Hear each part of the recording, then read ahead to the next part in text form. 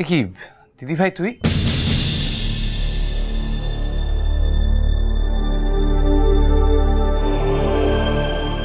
ভাই কোথায় গেছিলিস তুই? শরীরটা ঠিক আছে তো তোর? হ্যাঁ, মাথায় এখন আর পেনটা নেই তো? না না, আমি ঠিক আছি। এই তো আমি শেষদার ঘরে গিয়েছিলাম, রানীর কাছে। ভালো করেছিস। তোরই তো এখন ওর খেয়াল রাখার কথা জয়। কি জানিস তো, বিয়ের পরে না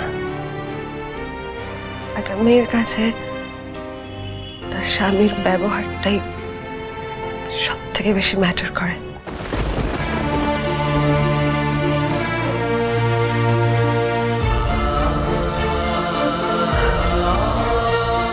ওকে আর দুঃখ দিস না রে। পারলে এবার মেয়েটাকে ঘরে নিয়ে আয়। ভালো মেয়ে। এখন এই সিচুয়েশনে স্পেশালি তোদের দুজনকে দুজনের পাশে দাঁড়াতে হবে। আর রেখে থাকিস না ভাই। দেখ অনেকটা রাত হলো, এবার যা ঘুমিয়ে পড়তো।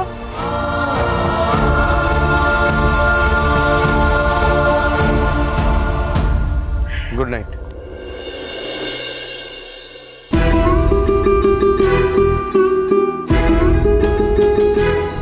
হঠাৎ করে অনেক এটা কি করলো? এর মধ্যেই তো রানীর 5 মাসের সাজ। কাকিমণি যখন গয়নাগুলো পরতে বলবে তখনই তো হইচই পড়ে যাবে। কেন অনেক, কেন? টাকার জন্য আমাকে কেন এতটা ছোট করলে তুমি? কি করি আমি এবার? কিছু মাথায় আসছে না তো।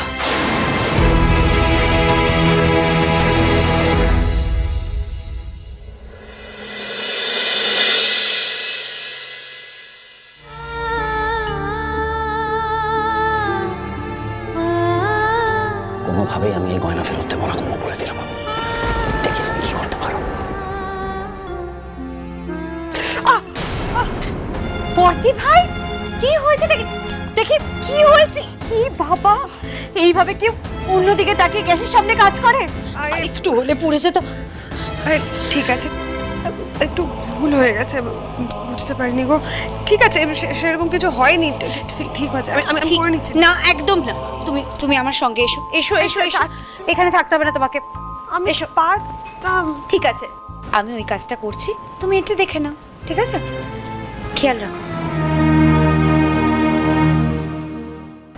দিদি ভাই, কি আছে গো? কালও দেখলাম অনেক রাত অবধি তোমাদের ঘরে আলো জ্বলছিল। ঘুম হয়নি? শরীর ঠিক আছে? না না, আমার কিছু হয়নি, আমি ঠিক আছি। তাহলে মুখটা এরকম শুকনো লাগছে কেন?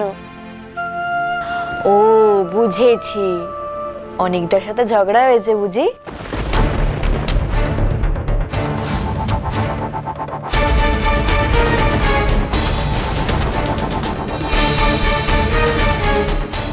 এই গয়না দিয়ে আমি আমার দেনা শোধ করবো। প্লিজ অনিক, লাস্ট টাইম তোমাকে আমাকে থ্রেট দিচ্ছ নাকি? পুলিশে দেবে? কোনোভাবেই আমি এই গয়না ফেরত দেবো না, কোনো বলে দিলাম। দেখি তুমি কি করতে পারো।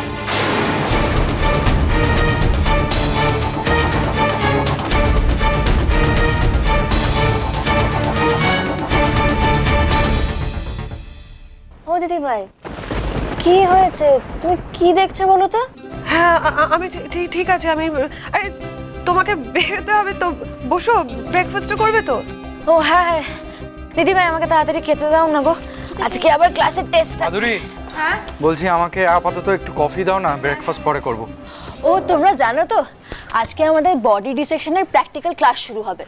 মানে একটা হিউম্যান বডিতে কোথায় হার্ট, কোথায় লাংস, কোথায় কিডনি, এগুলো আইডেন্টিফাই করাবে। কি বলছো কি ছোট বৌদি? আমার তো শুনে কিরকম গাটা শিউরে উঠছে। আমি তো এই কারণেই আর ডাক্তার হতে পারলাম না।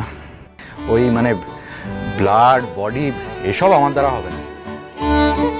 ছোট বৌদি সিরিয়াসলি তুমি একটা অরিজিনাল বডিকে ডিসেক্ট করবে? হ্যাঁ সত্যি নয় তো কি, ডাক্তার হতে গেলে তো এসবে ভয় পেলে একদম চলবে না। ও ছোট বৌদি, তোমার সত্যি ভয় করছে না? একদম না, আমার তো ভীষণ এক্সাইটেড লাগছে। একটা মানুষের দেহ যে কতটা ইন্টারেস্টিং তোমরা জানো না। ওপর থেকে তো দেখে বোঝা যায় না ভিতরে অর্গানসগুলো কিভাবে ফাংশন করে, ফলে ডিসেকশন করে দেখতে হয়। মানুষের বডিতে যখন বিভিন্ন ব্যাকটেরিয়া, ভাইরাস এগুলো বাসা বাঁধে, তখন নানা রকম রোগ হয়। এগুলো জানাই তো ডাক্তারদের কাজ। এগুলো শুধু বই পড়লে হয় না, প্র্যাকটিক্যালি বুঝতে হয়।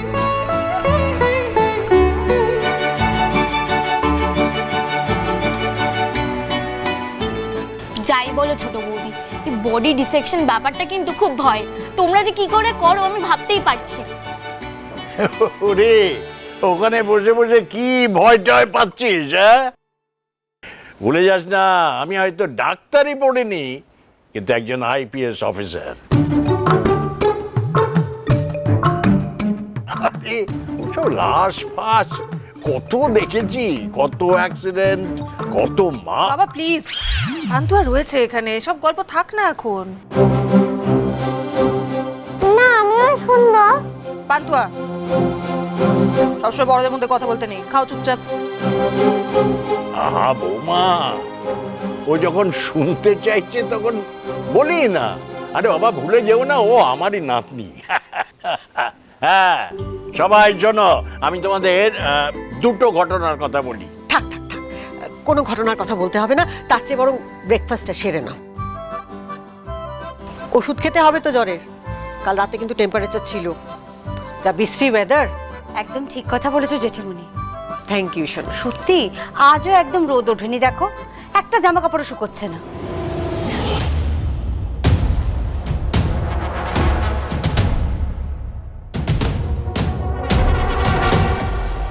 এইখানেই একজন আইপিএস অফিসারের সঙ্গে সাধারণ মানুষের তফাৎ। আরে বাবা, ওই সামান্য জর্জারিতে কি কাজ বন্ধ হলে চলে? হ্যাঁ,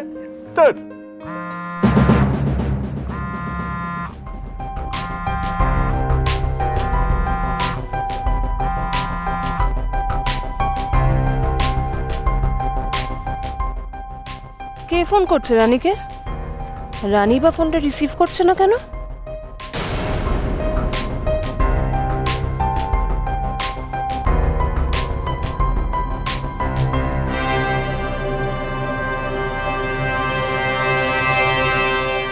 রানী, আজকে ডিসেকশনটা কিরম হলো সেটা বাড়ি এসে বলবে কিন্তু আমাকে ডিটেইলসে। হ্যাঁ জেঠুমনি। বাহ, এই মেয়ে তো বেশ ভালো রয়েছে দেখছি। মৃতদেহ কাটতে যাবে 5 মাসের পেটে বাচ্চা নিয়ে। আচ্ছা, তোমার ভয় ডর বলে কি কিছু নেই নাকি? ওইখানে তো ওই ল্যাবরেটরিতে এক গাদা জীবাণুর বাসা, তারপর কান্নাকার অজাত কুজাতের মৃতদেহ। ইস, ভাবলেই তো আমার গাটা গুলিয়ে ওঠে বাবা গো। আরে নিজের কথা না ভাবো, সন্তানের কথা তো ভাবতে পারো। শুক্লা, সব জাতপাত তুলে কি হবে? ও যখন ডাক্তার হবে তখন তো এদের নিয়ে নাড়াচাড়া করতে হবে। তখন কি আর এই জাতপাত, গরিব বড়লোক এসব দেখলে চলবে? রানীকে নিয়ে ভেবো না, ও সব সামলে নেবে। রানী সব ঠিক করে শিখবে আর নিজের কেয়ার নেবে, ঠিক আছে? হ্যাঁ বাবা।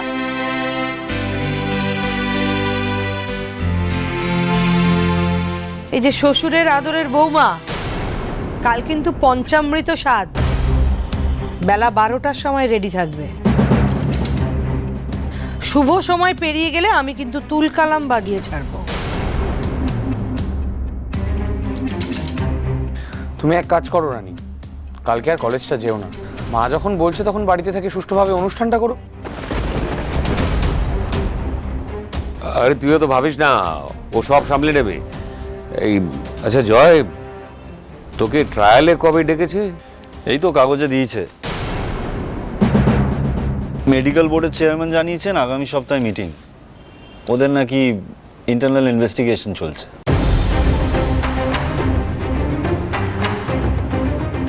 এখনো 1 সপ্তাহ আছে না? তার মানে হাতে বেশ কয়েকদিন সময় আছে। আমি বলছি দেখো, দুচের কোনো শাস্তি হবে না।